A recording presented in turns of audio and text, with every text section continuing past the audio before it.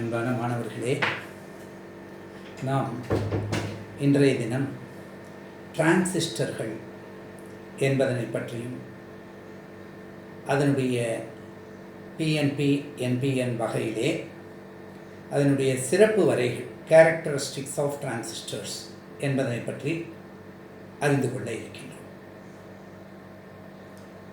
டிரான்சிஸ்டர்கள் என்பது செமிகண்டக்டர் குறைக்கடத்திகளினுடைய மிக முக்கியமான ஒரு வடிவம் என்று நாம் பார்க்கின்றோம். தொடக்கத்திலே இந்த டிரான்சிஸ்டர் என்பது எவ்வாறு வருகின்றது என்று பார்த்தால், டிரான்ஸ்ஃபர் கூட்டல் ரெசிஸ்டர்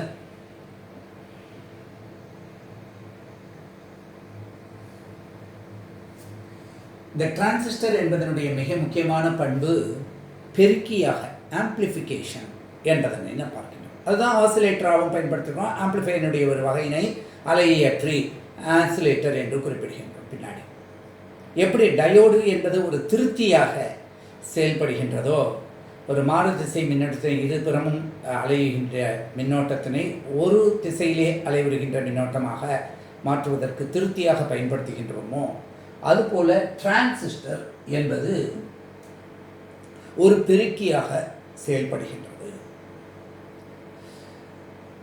உதாரணமாக நாம் ஒரு எளிமையான தன்மையினை எடுத்துக்கொள்வோம். நம்மிடம் ஒரு 5000 ரூபாய் இருக்கின்றது.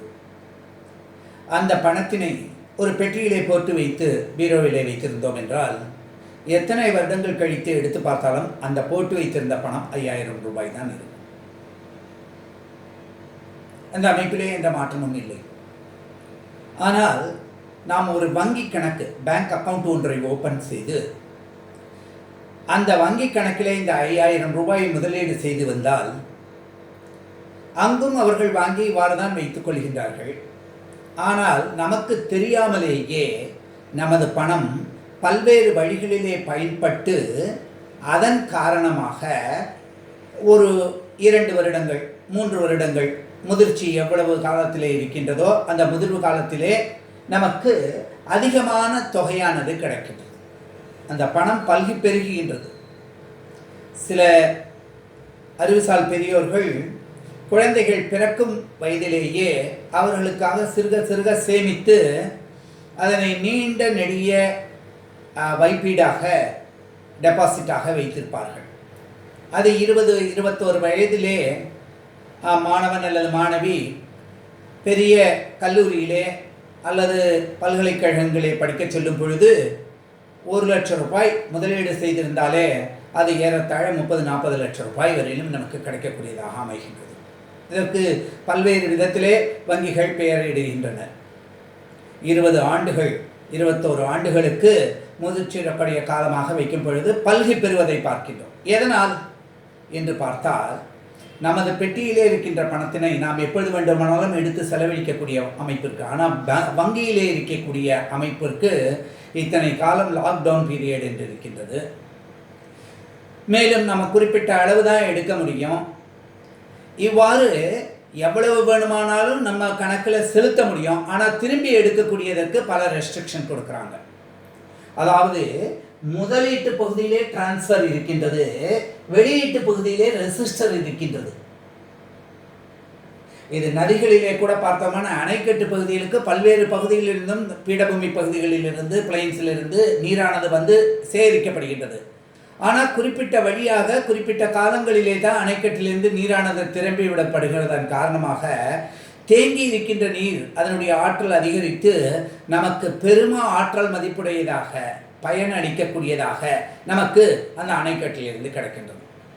இந்த 2 உதாரணங்களும் நீங்கள் மனதில் எடுத்துக்கொள்ளுங்கள். இங்கே ஒரு டிரான்சிஸ்டர் எவ்வாறு செயல்படுகின்றதுங்கிறத பார்க்குறோம். அதாவது 2 டயோடுகள் சேர்ந்து ஒரு டிரான்சிஸ்டர் உருவாகின்றது. PN என்ற ஒரு டயோடு, இதை சந்தி டயோடு என்று குறிப்பிடுகின்றோம்.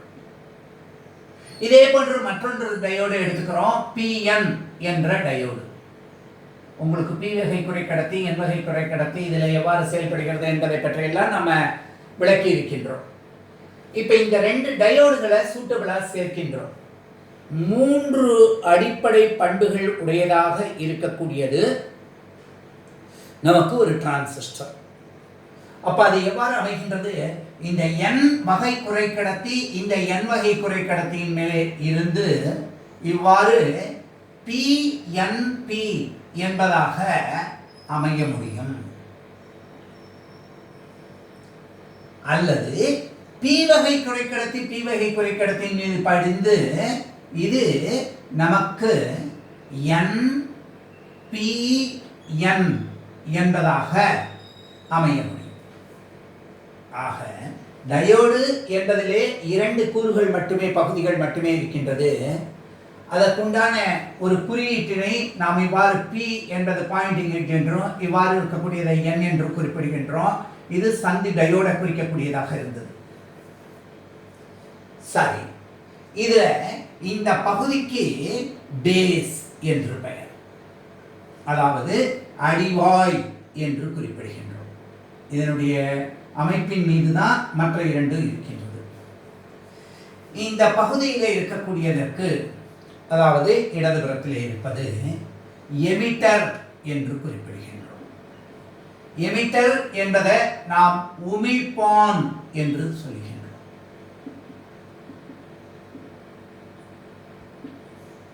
இ என்று குறிப்பிடுவோம். இதை பேஸ் பி என்று குறிப்பிடுவோம். சரி சார், இந்த 3ஆவதா இருக்கக்கூடிய இதுக்கு என்னென்ன பேரு? கலெக்டர் என்று பெயர், ஏற்பான் என்று பெயர், சி என்ற குறியீட்டினாலே குறிக்கப்படுகின்றது. அதாவது எமிட்டர், பேஸ், கலெக்டர். இங்கும் எமிட்டர், பேஸ், கலெக்டர். ஆக ஒரு டிரான்சிஸ்டர் டிரான்ஸ்ஃபர் பிளஸ் ரெசிஸ்டர் என்ற 2 தொடர்களின் கூட்டினாலே உருவாக்கப்படுகிறது. அதுதான் அதனுடைய கருத்தாக்கம். அதாவது இந்த PN என்ற சந்தியானது நமக்கு நேர்போக்காக இருந்தால், இங்கு NP என்பது அதுக்கு எதிர்த்தாக இருக்கின்றது. அது ரெசிஸ்டராக தடை கொடுக்கக்கூடியதாக இருக்கின்றது. இங்கே NP என்பது முன்னோக்கு சார்பு பெற்றிருந்தால், PN என்பது அந்த நிலையிலே எதிர் சார்பு கொண்டிருக்கும். ஆக இந்த இடத்திலே இருக்கின்ற மின்னோட்டத்தினை IE என்று குறிப்பிடுகின்றோம். இங்கு இருக்கின்ற மின்னோட்டத்தினை IB என்று குறிப்பிடுகின்றோம். இங்கு இருக்கக்கூடிய மின்னோட்டத்தினை IC என்று குறிப்பிடுகின்றோம். அப்ப இந்த ஒரு சந்தியில நமக்கு என்ன வாய்ப்பாடு கிடைக்கின்றது? IE என்பது IB பிளஸ் IC என்பதாக அமைகின்றது. இது ஒரு அடிப்படையான சமன்பாடு டிரான்சிஸ்டர்கள். இந்த ஐயினுடைய அளவு எவ்வாறு இருக்கின்றது என்றால் மில்லி ஆம்பியர்கள் இருக்கு. இந்த IC என்பது எவ்வாறு இருக்கின்றது? மில்லி ஆம்பியர்கள் இருக்கு. 2 ஒரே மாதிரியான படிவங்கள், கிறிஸ்டல்ஸ். இதுவும் P டைப், அதாவது உள்பானம் ஏற்பானம் ஒரே தன்மை உடையது. P வகையா இருக்கலாம் அல்லது N வகையா இருக்கலாம். அடிவாய் என்பது மிக மெல்லிய பகுதியாக இருக்கின்றது. இது 2 ரிச்லி டோப்டு, அதாவது மாசு கலப்பீடு என்பது அதிகமாக செய்யப்பட்டிருக்கிறது. அதெல்லாம் எக்ஸ்ட்ரின்சிக். நம்ம 2 வகையா பார்த்துருக்கோம், உள்ளார்ந்த குறைக்கடத்திகள், வெளிச்சார்ந்த குறைக்கடத்திகள் அப்படின்னு. மாசு கலந்து அந்த டோப்பிங் என்பது செய்யப்பட்டது. இந்த எமிட்டரும் பேஸ், எமிட்டரும் கலெக்டரும், அதாவது உமிழ்ப்பானும் ஏற்பானும் அதிகமாக மாசு கலப்பீடு செய்யப்பட்டவை, டோப்டு, ஹைலி டோப்டு. இந்த பேஸ் என்பது வெரி தின் ரீஜன், அது ஒரு சந்திக்காக மட்டுமே இருக்கின்றது. அங்க அதனுடைய அங்க மின்னோட்டத்தினுடைய அளவு அதுக்கு தகுந்தாப்புல 1000 மடங்கு குறைச்சல் மைக்ரோ ஆம்பியர்கள்ல தான் இருக்கு. இது மில்லி ஆம்பியர்ல இருக்குன்னா இது மைக்ரோ ஆம்பியர்ல தான் இருக்கு. அந்த தன்மைகள் நம்ம முக்கியமா தெரிஞ்சுக்கணும். சரி, அப்ப அடிப்படையான வாய்ப்பாடு IE equal IB plus IC. இது ஒரு மின்னோட்ட சுற்று. இந்த அமைப்பை நம்ம பார்க்கின்றோம். சரி சார், இந்த டிரான்சிஸ்டர் நம்ம எப்படி ஒரு சிம்பாலிக், ஒரு ரெப்ரசன்டேஷன், ஒரு குறியீடுல எப்படி குறிப்பிட்டு காமிக்கிறோம் அப்படின்னா, இது ஒரு தொகுப்பாக நம்ம எடுத்துக்கிறோம். அதனால ஒரு வட்டம் போட்டு காமிக்கிறோம். இது ஒரு தொகுப்பு. இதில் அடிவாய் என்பது இவ்வாறு இருக்கின்றது. இங்கே பாருங்க, அடிவாய். சரி, இதுல இதுக்கு பேர் என்ன அப்படின்னு சொன்னேன்? உமிழ்ப்பான், எமிட்டர். இதுக்கு பேர் என்ன? இப்படி போகின்றது. இதுக்கு பேர் கலெக்டர். இந்த குறியீடு இல்லாமல் இருக்கக்கூடிய பகுதி கலெக்டர். குறியீடு அம்புக்குறி இருக்கக்கூடியது எமிட்டர். இப்ப இதுல நல்ல கவனிச்சு பார்க்கணும். இந்த அம்புக்குறின்னு சொல்லும் பொழுது இந்த வகை என்பிஎன் வகையிலையும் உமிழ்ப்பான் இவ்வாறு தான் இருக்கு, ஏற்பான் கலெக்டர் இப்படிதான் இருக்கு. அப்ப இதுல எப்படி போட்டு காமிக்கிறோம் அப்படின்னா அம்புக்குறிய வெளிப்புறத்துல பார்க்கிறோம். நல்ல கவனிங்க. பி ஆரோ இன், ஆரோ இன், என் இன், ஆரோ அவுட், என் அவுட். என் வெளியில இருக்கு, பி உள்ள இருக்கு. அப்ப என் அவுட்ல இருக்கிறதுனால என்பிஎன் என்பதுல அம்புக்குறியானது வெளியில காட்டப்பட்டிருக்கு. இதெல்லாம் நம்ம தற்சார்பு போடுறதுக்கு, படங்கள் சிறப்புரைகளாக இருந்தாலும் ஆம்பிளிஃபையராக இருந்தாலும் எதாக இருந்தாலும் சர்க்யூட்ரி போடுறதுக்கு முக்கியமாக தெரிஞ்சிருக்கணும். அதனால நல்லா கவனிங்க. பிஎன்பி என்பிஎன் வகையை எப்படி நம்ம பிரிக்கிறோம்? Emitter base collector, emitter base collector அப்படின்னு தான் இருக்கு. இப்போ இது வந்து பிஎன்பி வகை டிரான்சிஸ்டராக இருக்கு, இது என்பிஎன் வகை டிரான்சிஸ்டராக இருக்கு. நம்ம படம் பூராத்திலையும் இந்த குறியீட்டை தான் பயன்படுத்துவோம். எப்படி டயோட்ல இதைத்தான் பயன்படுத்துகிறோமோ அது மாதிரி பயன்படுத்தும். ஆக ஒரு டிரான்சிஸ்டர் என்பது உள்ளீட்டு பகுதியிலே முன்னோக்கு சார்பினை பெற்றிருக்கக்கூடியது, வெளியீட்டு பகுதியிலே பின்னோக்கு சார்பினை கொடுக்கின்றது. Forward emitter is always forward Paes, the collector is always reverse Paes என்று நம்ம பார்க்கின்றோம். சரி சார், இந்த மாதிரி 3 பாகங்கள் இருக்கிறதுனால நமக்கு எதை பொதுவான ஒரு பகுதியாக எடுக்கலாம் அப்படின்னு பார்த்தா காமன் பேஸ் என்று ஒன்று. அடுத்து எமிட்டரை காமனா வச்சா காமன் எமிட்டர் என்று ஒன்று. அடுத்தது காமன் கலெக்டர் என்று ஒன்று. ஆக 3 வகையிலே நாம் டிரான்சிஸ்டர் சுற்றுகளை அமைக்க முடியும். அதாவது பொது அடிவாய் சுற்று காமன் பேஸ், பொது உமிழ்ப்பான் சுற்று காமன் எமிட்டர், பொது ஏற்பான் சுற்று காமன் கலெக்டர். இதுக்கு பேர் என்னன்னு சொல்றோம்? காமன் கலெக்டர், சிசி என்று குறிப்பிடுகின்றோம். அப்ப common base, common emitter, common collector. இதுல காமன் கலெக்டர் என்பது அவ்வளவு அதிகமாக பயன்படுவதில்லை, சில குறிப்பிட்ட காரணங்களுக்காக பயன்படுத்துவோம், அதை பின்னாடி பார்ப்போம். ஆனா இந்த காமன் பேஸ், காமன் எமிட்டர் என்பது பொதுவாக நம்ம பயன்படுத்தக்கூடியது. அதுல இந்த காமன் எமிட்டர் என்று சொல்லக்கூடிய இந்த அமைப்பு மிகவும் பயன் தரக்கூடியதாக அமைகின்றது. இது எந்த காரணத்தினால அப்படிங்கிறத நம்ம பார்க்க போறோம். அடிவாய் மின்னோட்டம் மைக்ரோ ஆம்பியர்கள் இருக்கு, கலெக்டர் மின்னோட்டம் மில்லி ஆம்பியர்ல இருக்கு. அப்ப குறைந்த அளவு மின்னோட்டத்தை கொடுத்து அதிகமான அளவு மின்னோட்ட மாறுபாடுகளை வெளியேற்க பண்ண வேண்டியிருக்கு அப்படின்னு சொன்னா காமன் பேஸ்ல முடியாது. காரணம் பேஸ் காமனா போச்சுன்னா எமிட்டரும் மில்லி ஆம்பியர், கலெக்டரும் மில்லி ஆம்பியர். ஆனா காமன் எமிட்டர்ல பேஸ் மைக்ரோ ஆம்பியர்ல இருக்கு.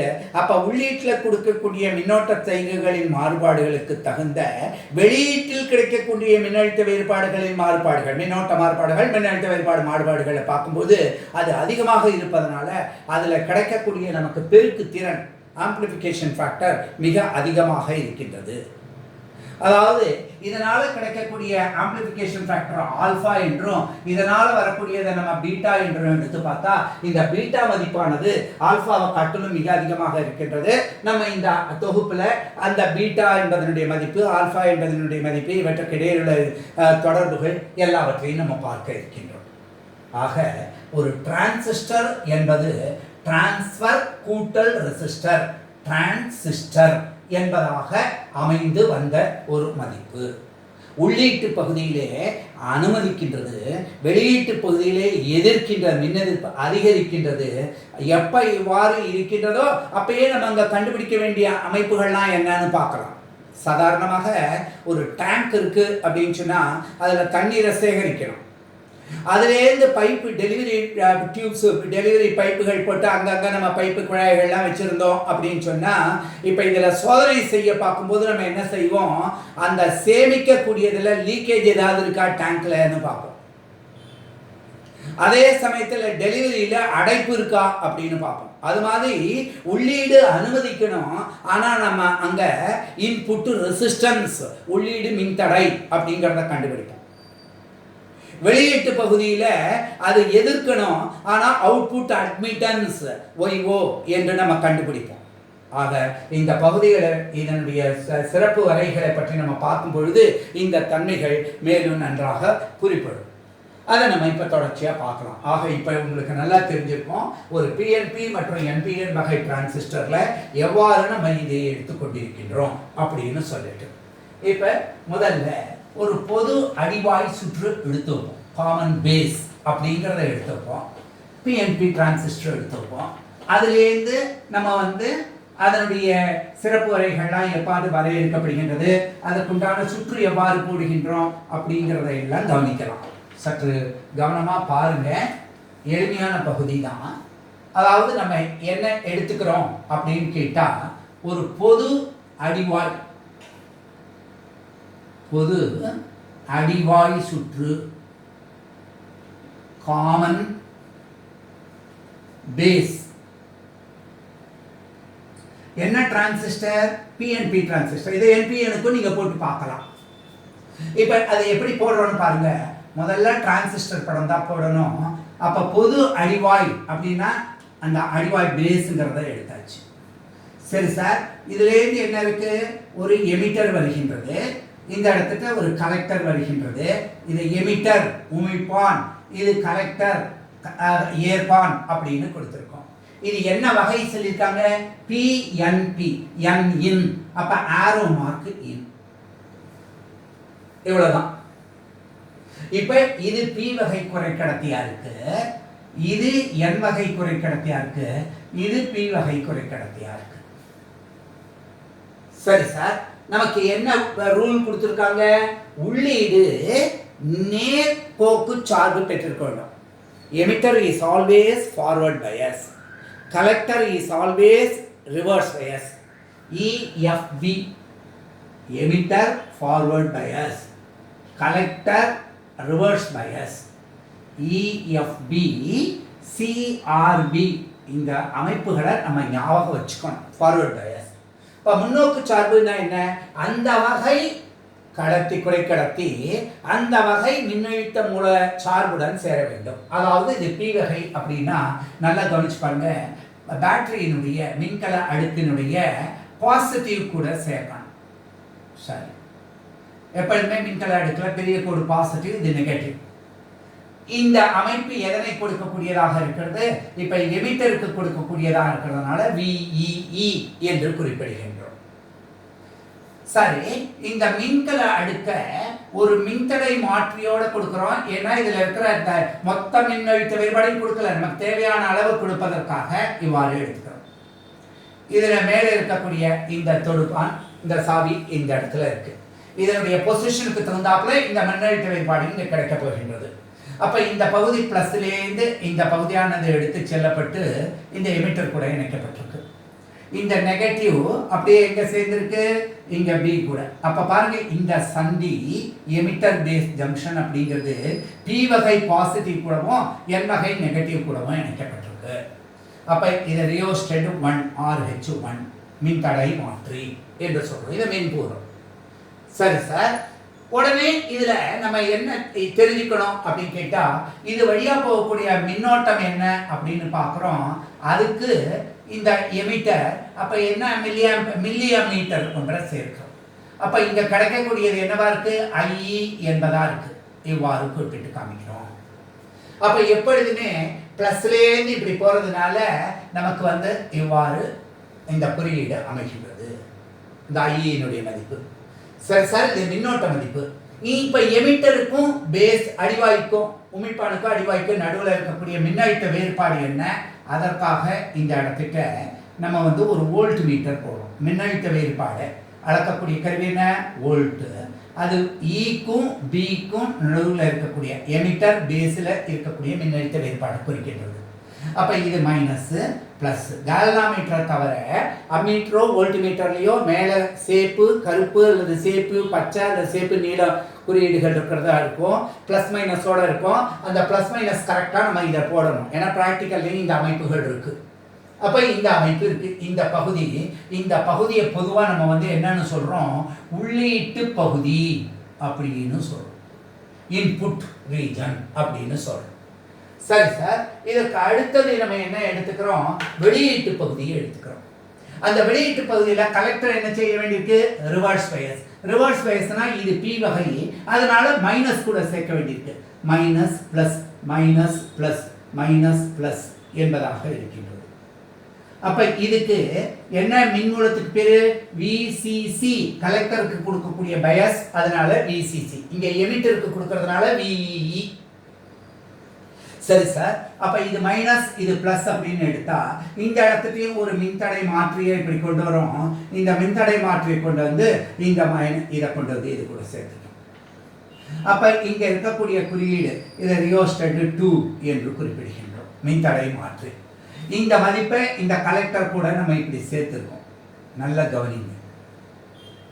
இப்ப இந்த இடத்திட்ட இந்த மின்னோட்ட கலெக்டர்ல இருக்கக்கூடிய மின்னோட்டம் என்ன அப்படிங்கறத பாக்குறோம். அந்த மதிப்பு ஐசி.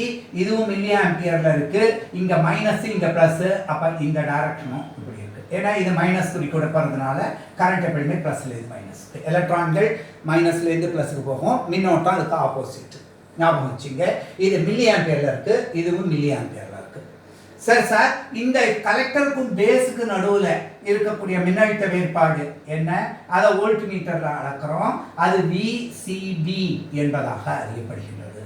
அப்ப இது பிளஸ்ல இருக்கு, இது மைனஸ்ல இருக்கு. நல்லா கவனிச்சுக்கணும். அங்கங்க படத்தை போடும் பொழுதே நமக்கு அந்த பிளஸ் மைனஸ் அம்புக்குறியீடு இதெல்லாம் போட்டாச்சுன்னா நமக்கு படம் தெளிவியா போகுது. அப்ப இது அடிவாய் சுற்றுல ஒரு பிஎன்பி சுற்று எவ்வாறு அமைந்திருக்கின்றது அப்படிங்கிறத பார்க்க முடிகின்றது. நல்ல கவனிங்க. இது வெளியீட்டு சுற்று.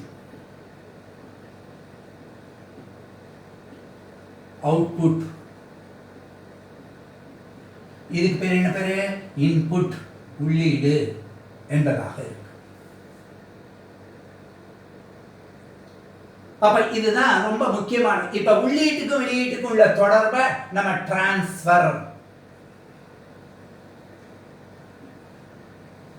அப்ப உள்ளீட்டுல ஒரு மின்னோட்டம், உள்ளீட்டுல ஒரு மின்னழுத்தம், இதை நிலைப்படுத்தி இருந்தா உள்ளீட்டு சிறப்பு உரை கிடைக்கும். இதை நிலைநிறுத்தி வெளியீட்டு மின்னழுத்த வேறுபாட்டுக்கும் வெளியீட்டு மின்னோட்டத்துக்கும் உள்ள தொடர்புக்கு உண்டானதை கொடுத்திருந்தா அந்த சிறப்பு உரைகள், அதாவது சிறப்பு உரைனா என்ன அர்த்தம்? மின்னோட்டத்துக்கும் மின்னழுத்த வேறுபாட்டுக்கும் உள்ள தொடர்பை குறிக்கின்ற வரைபடங்களுக்கு பெயர். சரி, இந்த ரெண்டுக்கு இதை நிலைநிறுத்தி இதை மாத்துறதுனால இந்த ஐசில என்ன மாற்றம்? அதுக்கு பேரு டிரான்ஸ்ஃபர் அல்லது மியூச்சுவல் கேரக்டரிஸ்டிக்ஸ். ஆக 3 தன்மைகளை பற்றி நம்ம பார்க்க இருக்கின்றோம். நல்லா கவனிச்சுங்க. ஒன்று இன்புட்டு, ரெண்டாவது அவுட்புட்டு, மூணாவது மியூச்சுவல் கேரக்டரிஸ்டிக்ஸ். அப்ப இன்புட் கேரக்டரிஸ்டிக்ஸ் எப்படி இருக்கு அப்படின்னு பார்ப்போம். அடுத்தது அவுட்புட் கேரக்டரிஸ்டிக்ஸ் எப்படி இருக்கு அப்படின்னு பார்ப்போம். அடுத்தது மியூச்சுவல் அல்லது என்னன்னு சொல்றோம்?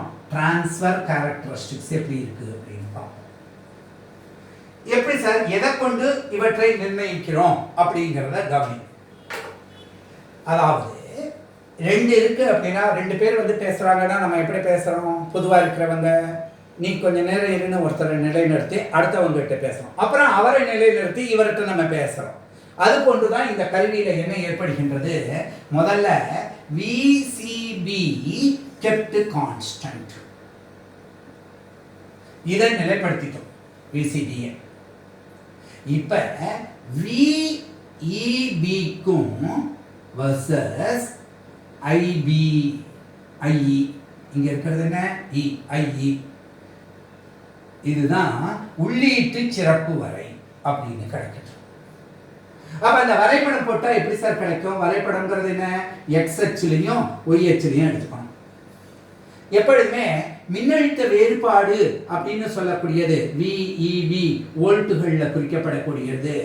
இந்த மதிப்பு எப்படி இருக்கு அப்படின்னு பாத்தீங்கன்னா VEB வோல்ட் அப்படிங்கிறது x அச்சுல. ஏன்னா மின்னழுத்த வேறுபாடை சார்ந்துதான் மின்னோட்டம். ஏன்னா மின்னழுத்த வேறுபாடு சொல்லினா மின்னோட்டமும் சொல்லி. அப்ப இங்க இருக்கக்கூடியது என்ன இருக்கு? IE என்பதா இருக்கு. இது MA இதுல இருக்கக்கூடியதா இருக்கு. அப்ப இந்த வரைபடம் எப்படி இருக்கு அப்படின்னா இவ்வாறு போகிறது. சரி சார், இதுக்கு சாய்வு அல்லது ஸ்லோப் அப்படிங்கறத கண்டுபிடிச்சா என்ன கிடைக்கின்றதுன்னா, அதாவது இந்த குறிப்பிட்ட மதிப்புக்கு டெல்டா IE இது கரஸ்பாண்டிங்கா இருக்கிற x அச்சில் இருக்கக்கூடிய வேறுபாடு என்ன? Delta VEB. அப்ப நமக்கு என்ன கிடைக்கும் சார் அப்படின்னா, பொதுவா சாய்வு அப்படின்னு சொன்னா ஸ்லோப் என்று சொல்லும் பொழுது y/x, y = mx. இதுல இந்த mங்கிறது தான் சாய்வு. அப்ப y/x, அப்ப delta IE divided by delta VBE அல்லது VEB இத சொல்லுவோம். எப்ப எதை நிலை நிறுத்தும் பொழுது? VCB கான்ஸ்டன்டா வச்சிருக்கும் பொழுது. ஆனா கரண்ட் வோல்டேஜ் இல்லாம வோல்டேஜ் கரண்ட்னா வச்சா தான் நமக்கு என்ன கிடைக்கும்? மின் தடை கிடைக்கும். நமக்கு என்ன வேணும்? உள்ளீடு மின் தடை வேணும். Input resistance. Input resistance Zin. அந்த மதிப்பு என்ன ஆகுதுன்னா delta VEB divided by delta IE என்று எடுத்துக்கிறோம். எப்ப VCB கெட்டு கான்ஸ்டன்ட். இப்போ வோல்டேஜ் கரண்ட் அளவு தான் நமக்கு என்ன சார் கிடைக்கும்? ஓம் என்பதனால இந்த அலகு கிடைக்கின்றது. இதுதான் இன்புட் கேரக்டரிஸ்டிக்ஸ்ல நம்ம பார்க்கின்ற மிக முக்கியமான அமைப்பு. சரி சார், இப்போ அவுட்புட் கேரக்டரிஸ்டிக்ஸ்ல என்ன கிடைக்கின்றது? அவுட்புட் கேரக்டரிஸ்டிக்ஸ் அப்படின்னு சொன்னா இந்த ரெண்டுத்துக்கு உள்ள வேறுபாடை பார்க்கும்போது இதை நிலைநிறுத்துறோம். அப்ப நம்ம என்ன சொல்றோம்? VEB is kept constant. அப்ப எதுக்கு நடுவுல VCBங்கிற மதிப்புக்கும் VCBங்கிற மதிப்புக்கும் வர்சஸ் எந்த மதிப்பு? IC வெளியீட்டு மின்னோட்டம். வெளியீட்டு மின்னழுத்த வேறுபாட்டுக்கு கரஸ்பாண்டிங்கா இருக்கக்கூடியதுக்கு என்ன அப்படின்னு பார்க்கிறோம். சரி சார், அப்ப இந்த கிராஃப் போட்டாக்க என்ன கிடைக்கும் அப்படின்னு பார்க்கிறோம். இந்த மாதிரி இருக்கு. நல்லா முன்னாடியே சொல்லியிருக்கேன். VCB வோல்ட்டுகள்ல இருக்கிறத நம்ம எதுல எடுக்கிறோம்? x அச்சில் எடுக்கிறோம். ஆக்சிஸா அப்படிங்கிறதுல இண்டிபெண்டன்ட் ஆக்சிஸ்ல. இப்ப டிபெண்டன்ட் ஆக்சிஸ் ஆர்டினேட்னா டு பிரான்ச். இது ரேஞ்ச் பிரான்ச் ஆகுது. இது டிபெண்ட் பண்ணிருக்கு. என்னது? IC. இந்த மதிப்பு எதுல தான் இருக்கு? மில்லி ஆம்பியர்ல தான் இருக்கு. அப்ப இந்த மதிப்புகளை பார்க்கும்போது நமக்கு எப்படி கிடைக்கின்றது? இந்த கர்வ்ஸ் இப்படி கிடைக்கின்றது. பல்வேறு மதிப்புகளுக்கு பார்க்கும்போது 1 2 3 parallel அப்படியே ஒரு ஃபேமிலி ஆஃப் கர்வ்ஸ் கிடைக்கும். ஒரு கர்வ் எடுத்துக்கோ. சரி சார், இங்க நம்ம கண்டுபிடிக்க வேண்டியது என்னவா இருக்கு அப்படின்னா, அவுட்புட்ல நம்ம என்ன சொல்றோம்? அவுட்புட் என்னன்னு சொல்லி இந்த டிரான்ஸ்ஃபர் ரெசிஸ்டர்ல தடை கொடுக்கணும். அப்ப அங்க அட்மிட் பண்றது என்னன்னு கண்டுபிடிக்கணும். அதனால வெளியீடு அனுமதிப்பான். Admittance. Reciprocal of impedance is called admittance, measured in mho. அதுக்கு உண்டான இது என்ன? YO. அப்ப அவுட்புட் அட்மிட்டன்ஸ் இது Zin, இன்புட் இம்பிடன்ஸ். இங்க அவுட்புட் அட்மிட்டன்ஸ். அப்ப delta IC by delta VCB. இத்தனை மோ. எப்ப இது? VEB கான்ஸ்டன்டா வச்சிருக்கோம். அப்ப இங்க பாருங்க, ரெசிப்ரோக்கல் ஆஃப் த ஸ்லோப் கொடுக்கிறது. Reciprocal of the slope of input characteristic gives you what? Input reaction. இங்க ஸ்லோப் அதே கிடைச்சிரும். Slope of output characteristic gives என்ன ஸ்லோப்னா y IC by VBC. gives என்னது YO output admittance in mho. சரி sir, இது ஸ்லோப்ல இருந்து தான் எடுக்கிறோம். எந்த இடத்துல இருந்து வேணாலும் எடுத்து அந்த ஸ்லோப் மதிப்பை கண்டுபிடிச்சு கரஸ்பாண்டிங்கா கண்டுபிடிக்கிறோம். சரி சார், இப்போ மியூச்சுவல் கேரக்டரிஸ்டிக்ஸ் எப்படி பார்க்கணும், அதுதான் நமக்கு அடுத்து இருக்கக்கூடியது. இப்போ மியூச்சுவல் கேரக்டரிஸ்டிக்ஸ்னா இந்த அவுட்புட் வோல்டேஜை கான்ஸ்டன்டா வைக்கணும். VCB கெட்டு கான்ஸ்டன்ட்.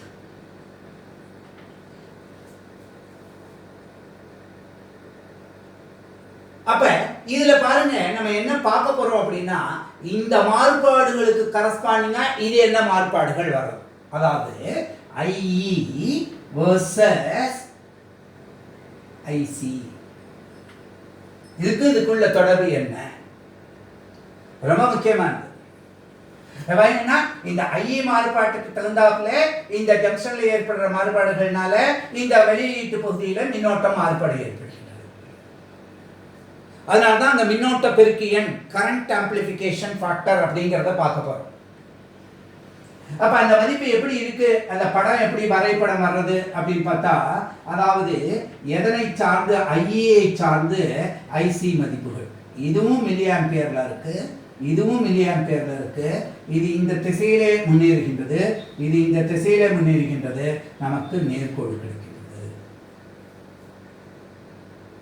இதெல்லாம் வளைகோடுகளாக இருந்தது, இது நேர்கோடாக கிடைக்கின்றது இவ்வாறு சாய்வுடன்.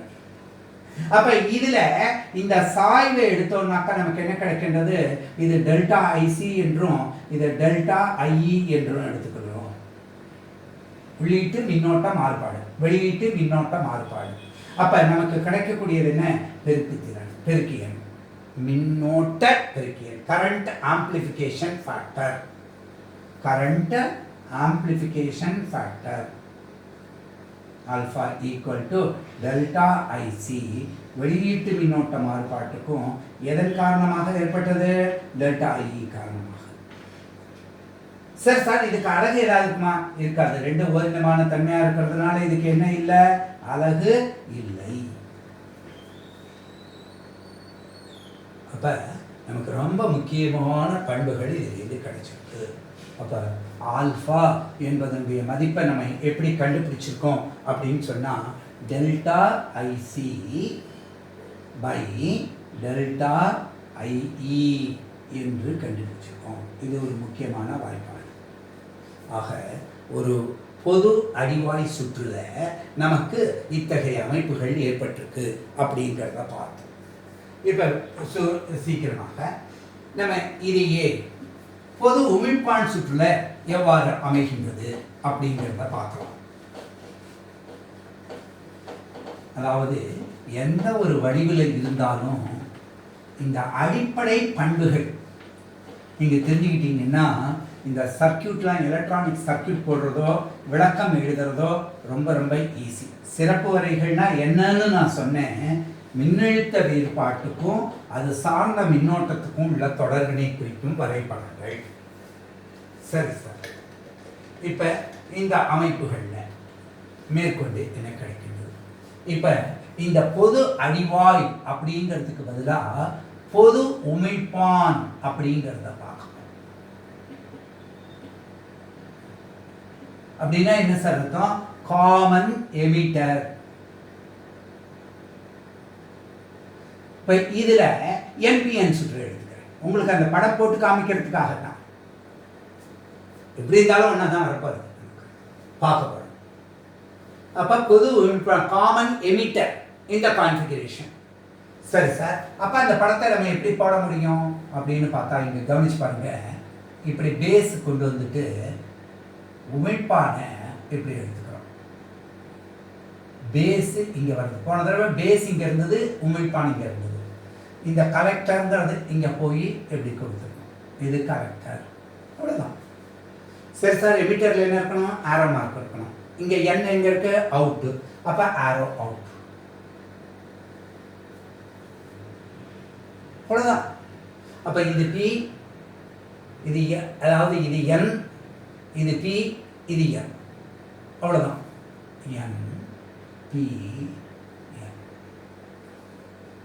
இது நீங்கள் போடக்கூடாது, நீங்கள் மனசில் தெரிஞ்சுக்கிறதுக்கு நான் சொல்கிறேன். ஆரோ மார்க் அவுட்டில் இருக்கிறதுலேருந்தே என் அவுட் ஆரோ அவுட் சொல்லியிருந்தோம். சரி சார், இப்போ இந்த சுற்றை எப்படி போடலாம்? இப்போ பாருங்க, எமிட்டர் ஃபார்வர்ட் பயஸ். அப்போ என் வகை அதாவது அந்த எதிர்குறியோட சேர்ந்துருக்கணும். இப்படி வாங்குது ப்ளஸ் மைனஸ்.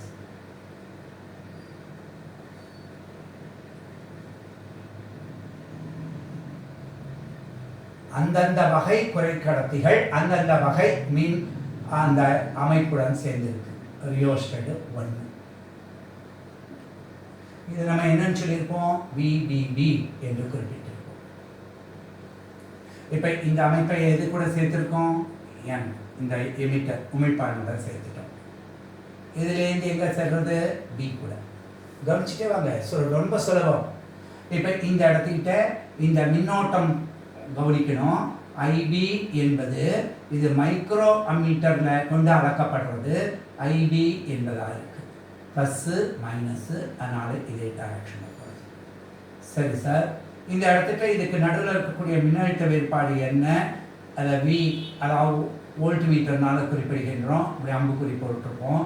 இந்த இடத்துக்கிட்ட ஐபி என்ற மின்னோட்டத்தை குறிக்கிறோம். அதனால் இதையும் இப்படி கொடுத்துருக்கோம், மைக்ரோமீட்டர்னு சொல்லியிருக்கோம். இதுக்கு கொடுக்கும்போதும் ப்ளஸ் மைனஸ் இப்படி போட்டு காமிச்சிருந்தோம். அது மாதிரி இங்கேயும் என்ன ஆகின்றதுன்னா ப்ளஸ் மைனஸ் இப்படி இருக்கக்கூடியதாக இருக்குது. இது விபிஇ என்பதற்கு குறிக்கக்கூடிய வோல்ட் மீட்டராக இருக்குது. இது மைக்ரோமீட்டர், இது வோல்ட் மீட்டர், அவ்வளோதான். சரி சார், இந்த பகுதியில் வரும்பொழுது இந்த எண் எப்படி இருக்கணும்? எதிர்ச்சார்பு, கலெக்டர் ரிவர்ஸ் பயஸ். அப்போ எதிர்ச்சார்புனா எண்ணுக்குன்னா positive negative positive negative positive negative இப்படி சேர்க்குறோம். இந்த மதிப்பு கலெக்டர், அதனால இது விசிசி என்று குறிப்பிடுறோம். மைனஸ் ப்ளஸ் போட்டு இப்போ இதுக்கும் ஒரு மின்தடை மாற்றி சேர்க்கிறோம். அப்போ மின்தடை மாற்றி சேர்த்துட்டு இந்த மதிப்பை இது கூட தொடர்ச்சியாக போகணும். இது RH2 என்று குறிப்பிடுகின்றோம். இதனுடைய மேல்சாவியிலேருந்து இவ்வாறு கலெக்டருக்கு இணைப்பு கொடுக்கப்படுறது. இது தெரியுதுன்னு நினைக்கிறேன் உங்களுக்கு. சரி, இந்த இடத்துக்கு என்ன இருக்குது அப்படின்னு பார்க்குறோம். ஐசி என்பதாக இருக்கின்றது. இது என்ன? மில்லி அம்மீட்டர்களில் இருக்குது. இந்த ப்ளஸ் இந்த பக்கத்தில் இருக்கிறதுனால இது இந்த டைரக்ஷனில் வருது. கரெக்ட். இந்த டைரக்ஷன் மட்டும் நல்லா ஞாபகம் வச்சுங்க. அப்போ இது ப்ளஸ்ஸு, இது மைனஸ்ஸு. சரி சார், இந்த இடத்துக்கிட்ட கொடுக்கும்போது இந்த மின்னழுத்த வேறுபாடு எப்படி இருக்குது அப்படின்னு பார்க்குறோம். வோல்ட் மீட்டரில் இது மைனஸ்ஸு ப்ளஸ்ஸு, இது கொடுக்கக்கூடியது விசிஇ என்பதாக இருக்குது. இதுதான் ஒரு என்பிஎன் டிரான்சிஸ்டருக்கு எப்படி சுற்று எடுக்கிற பாருங்கள். உள்ளீட்டு சுற்று, வெளியீட்டு சுற்று, ஒரு மின்மூலம், மின்தடை மாற்றி, சரி, மின்னோட்டம், மின்னழுத்த வேறுபாடு, அம்மீட்டர், வோல்ட் மீட்டர். இது மைக்ரோ ஆம்பியர்ஸ் இருக்கிறதுனால மைக்ரோ மீட்டர், இது வோல்ட் மீட்டர். இங்கே மில்லி ஆம்பியர்ஸ் இருக்கிறதா மில்லி மீட்டர், இது வோல்ட் மீட்டர். இவ்வாறு அதுக்குண்டான ப்ளஸ் மைனஸ் கொடுத்தாச்சு. சரி சார், மொத்தம் எத்தனை அமைப்புகள் இருக்க முடியும்? இங்கேயும் இன்புட்டு, உள்ளீடு சிறப்புரைகள், input characteristics.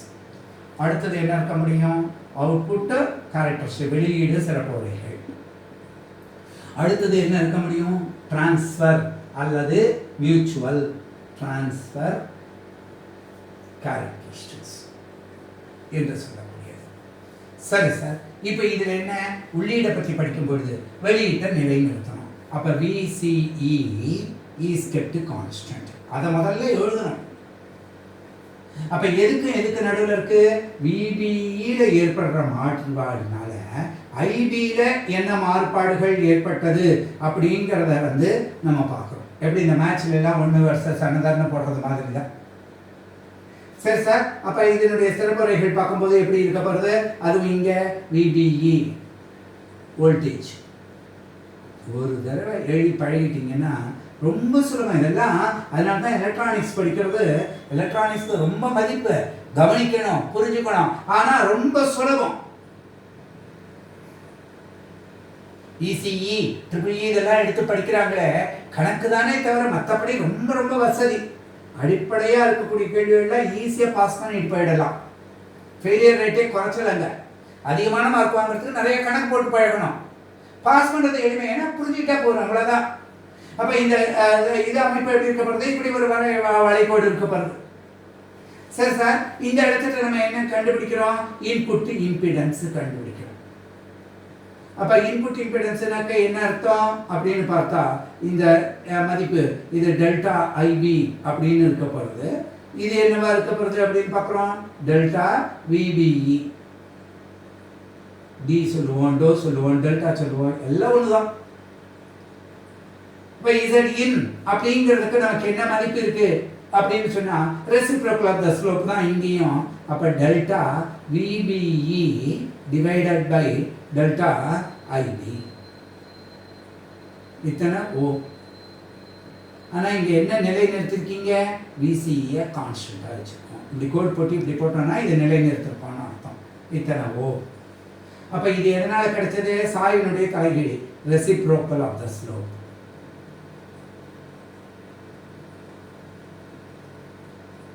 of input characteristic gives us input impedance. அப்ப இது எப்படி கிடைச்சது? இதுல கிடைச்ச பாராமீட்டர் என்ன? அது எப்படி வந்தது? வரைபடம் எப்படி இருக்கு? சரி சார், இப்ப அவுட்புட் கேரக்டரிஸ்டிக் எப்படி இருக்கு அப்படின்னு நம்ம பார்க்கலாம்.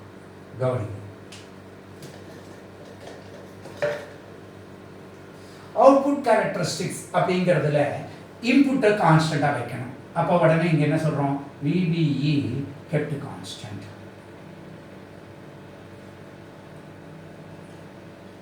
அப்ப இங்க எதுக்கு நடுவில் VCE இந்த மின்னழுத்த வேறுபாடு இதை மாத்திட்டே இருக்கும்போது இதுல என்ன மாறுபாடு ஏற்படுது? VCE versus IC. சரி சார், அந்த படமும் போட்டாக்க எப்படி கிடைக்கின்றது அப்படின்னு பார்த்தா, VCE இது வோல்ட்டுகள்ல இருக்கு, இது எக்ஸ் அச்சில் முன்னேறி செல்கின்றது. இந்த ஒய் அச்சில் IC மதிப்பு இது மில்லி ஆம்பியர்ல இருக்கு, இது இவ்வாறு செல்கின்றது. இங்க ஐபி மதிப்பு எதுல இருந்தது? மைக்ரோ ஆம்பியர்ல இருந்தது. ரொம்ப கவனமா இருக்கணும், ஏன்னா மைக்ரோ மீட்டர்ல எடுத்துருக்கோம். இங்க இவ்வாறு இருக்குது. சரி சார், இதுவும் எப்படி இருக்கு? இப்படி போகின்றது. இப்ப இதுல இருந்து ஸ்லோப் மதிப்பு எடுத்திருந்தோம்னா நமக்கு என்ன கிடைச்சிருக்கும் அப்படின்னு பார்க்குறோம். இது டெல்டா ஐசி மதிப்பு இருக்கின்றது, இது டெல்டா விசிஇ மதிப்பு இருக்கின்றது. நமக்கு தேவை என்ன? அவுட்புட் அட்மிட்டன்ஸ், கடத்தும் திறன், வெளியீடு கடத்தும் திறன். Reciprocal of impedance is admittance measured in mho. அப்ப இந்த ஸ்லோப்பே கிடைக்கின்றது. Slope gives that.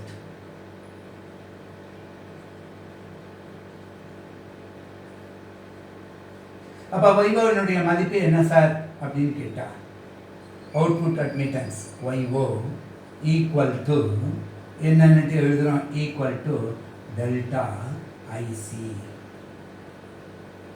மின்னோட்டத்தை மின்னழுத்த வேறுபாட்டினால கிடைக்கிறதுனால VCE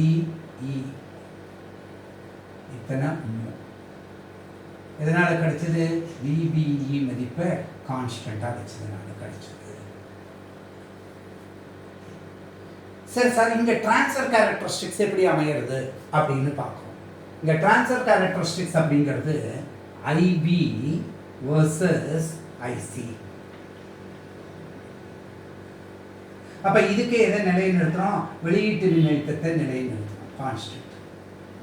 அப்ப கவனிச்சு பாருங்க, IC இது மில்லி ஆம்பியர்ல இருக்கு, இது மைக்ரோ ஆம்பியர்ல இருக்கு. இது வந்து IB, இதை சார்ந்து IC இது மில்லி ஆம்பியர்ல இருக்கு. அப்ப இந்த அமைப்பு இது மைக்ரோ ஆம்பியர், இது மில்லி ஆம்பியர். இப்போ இங்க ஸ்லோப் இப்படி. அப்ப இது DIC, இது DIB. மாறுபாடு, இந்த மாறுபாட்டுக்கு இந்த மாறுபாடு கிடைச்சிருக்கு. அப்ப இந்த மதிப்பு கரண்ட் ஆம்ப்ளிஃபிகேஷன் ஃபேக்டர் என்னன்னு கிடைக்கிறது? Beta equal to delta IC by delta IB. சாதாரணமாக மில்லி ஆம்பியரை மைக்ரோ ஆம்பியர் பெருக்கினாலே நமக்கு ஆயிரக்கணக்கில் கிடைக்கும். அப்போ அந்த மதிப்பு அப்படின்னு பார்க்குறோம். இதுக்கு என்ன கிடையாது? அலகு இல்லை. அப்போ beta equal to delta IC by delta IB என்று கிடைக்கிறது. ஆக ஒரு டிரான்சிஸ்டர் என்பதனை எடுத்துக்கொண்டு அதில் PNP, NPN வகையில் சிறப்பு வரைகள் என்னென்னலாம் இருக்க முடியும், அதுலேருந்து எவற்றையெல்லாம் நான் காண முடியும்னு பார்த்தோம். அடுத்த தொகுப்பில் இந்த ஆல்ஃபாவுக்கும் பீட்டாவுக்கும் இடையில உள்ள தொடர்பு என்ன, அதனால் எப்படி common emitter configuration common base கான்ஃபிகரேஷனை விட ரொம்பவும் பவர்ஃபுல்லாக பயன்படுத்தக்கூடியதாக இருக்குது. அப்புறம் ஒரு டிரான்சிஸ்டர் எவ்வாறு பெருக்கியாக செயல்படுகின்றது, அலையேற்றையாக செயல்படுகிறது அப்படிங்கிறத பற்றி மேற்கொண்டு படிக்கலாம். இந்த வகுப்பு உங்களுக்கு ரொம்ப எளிமையாக புரியணுங்கிறதுக்காக சொல்லியிருக்கோம். இந்த அமைப்பு நல்லா தெரிஞ்சிருக்கும். என்னுடைய அந்த டிரான்சிஸ்டர் எவ்வாறு உருவாகின்றது, அந்த சந்திகளில் மின்னோட்ட பரிமாற்றங்கள் எவ்வாறு வருகின்றதுங்கிறதையும் பார்த்தீங்கன்னா இந்த டெப்ளீஷன் ரீஜன் அந்த அமைப்புகளை பார்த்துட்டு இந்த அமைப்பையும் பார்க்கும் பொழுது உங்களுக்கு மிகச் சுலபமாக புரியும். நன்றி.